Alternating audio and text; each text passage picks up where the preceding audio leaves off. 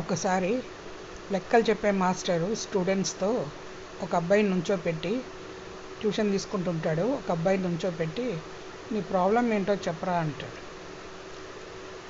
అతను లేచి నిలబడి, మాస్టరు, మా నాన్నగారు ఆటో డ్రైవర్, మా అమ్మగారు బీడీ వర్కర్, ఇద్దరు చాలా బీదవాళ్ళు.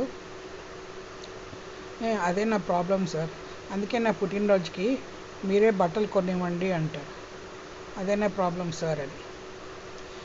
ఇందులో జోక్ ఏమిటంటే, లెక్కల మాస్టర్ లెక్కల సమ్ముని ఇంగ్లీష్లో ప్రాబ్లం అంటాం. లెక్కలు ఆ ప్రాబ్లం గురించి చెప్పంటే ఇతను తన జీవిత సమస్య అనుకుని ప్రాబ్లం అని చెప్తాడు, లాభం గురించి, నాన్న గురించి. సో అట్లాగే ఇంగ్లీష్ భాషలో ప్రాబ్లం దానికి రెండు అర్థాలు, ఒకటి లెక్కల ప్రాబ్లం, ఒకటి సమస్య, అలా రెండు అర్థాలు వస్తాయి. చూసారా?